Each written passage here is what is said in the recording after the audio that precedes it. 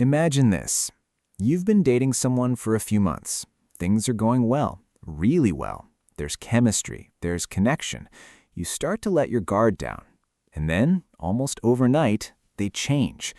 They become distant, harder to reach. Their texts get shorter. They cancel plans. When you try to talk about it, they say everything is fine, but something clearly isn't. You haven't done anything wrong. Nothing happened. The relationship was progressing exactly the way it should, and that, as it turns out, is exactly the problem. What you're experiencing has a name. It's called the avoidant attachment style. And once you understand what's actually happening inside the person pulling away, you'll never see this pattern the same way again. Attachment theory was first developed by British psychologist John Bowlby in the 1960s and later expanded by researcher Mary Ainsworth through her famous strange situation experiments. What they discovered changed the way we understand human relationships. Every person develops an attachment style in early childhood, a kind of emotional blueprint that shapes how they relate to other people for the rest of their life.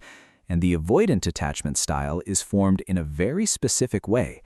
Children who grow up with caregivers who are emotionally unavailable, who discourage expressions of need, who respond to vulnerability with dismissal or irritation, learn a powerful lesson early.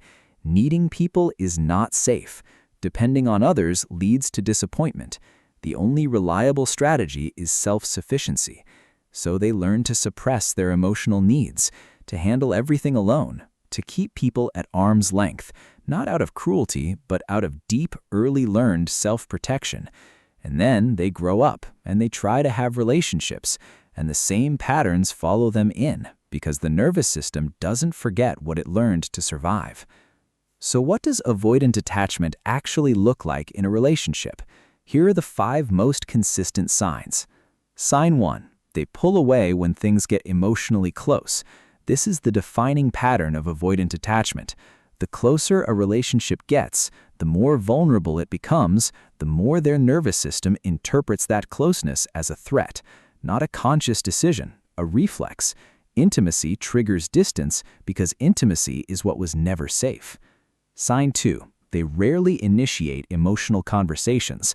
An avoidant partner can talk for hours about ideas, work, interests, the world, but ask them how they feel about the relationship, about you, about the future, and suddenly the conversation becomes uncomfortable.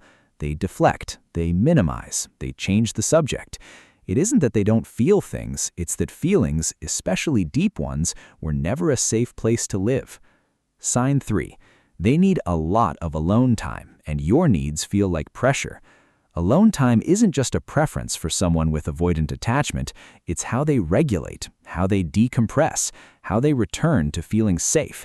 And when you express a need for closeness, even a reasonable one, their nervous system can read that as a demand, as a loss of control, and the instinctive response is to pull back further. Sign 4. They shut down during conflict. When things get tense, an avoidant partner doesn't fight, they disappear. Not always physically, sometimes emotionally. They go quiet, they stonewall, they wait for it to be over, because conflict in their early experience was often something to endure rather than something to navigate together. Sign 5. They minimize the relationship or their feelings. I'm not a relationship person. I don't really do labels. I need to keep things casual. These aren't always honest self-descriptions. Sometimes they're protective declarations, a way of managing expectations before anyone gets close enough to hurt them. Being in a relationship with someone avoidantly attached is one of the more quietly painful experiences a person can have. Because they're not abusive, they're often kind, interesting, caring people who show up in practical ways. But the emotional availability you need, the ability to be truly met, keeps slipping just out of reach. And the cruel irony is this: the more you pursue, the more they withdraw. The more you need, the more overwhelmed they feel. The cycle reinforces itself endlessly. Researchers who study avoidant attachment describe something called the deactivating strategy, where the avoidant unconsciously minimizes the importance of connection to reduce the anxiety closeness creates. They tell themselves they don't need anyone, that they're fine alone, that relationships are more trouble than they're worth. It's a story they've been telling themselves since childhood, and it protects them, and it isolates them, both at the same time. This is the question everyone in this situation eventually asks: can it change? And the honest answer is yes, but only under very specific conditions. Avoidant attachment can shift towards security.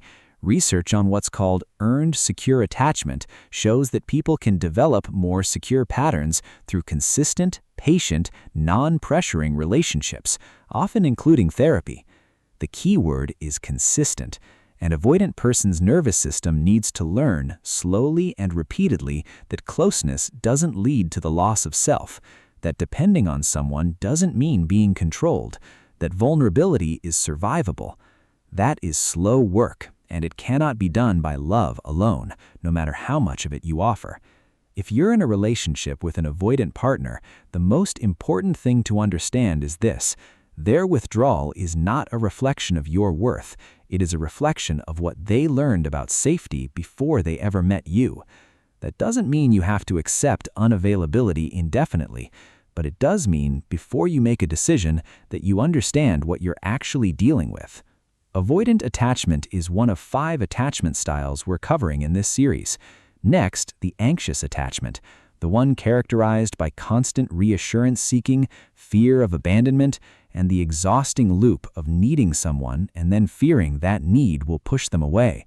If that sounds familiar in a different way, that video is already up. I'll see you there.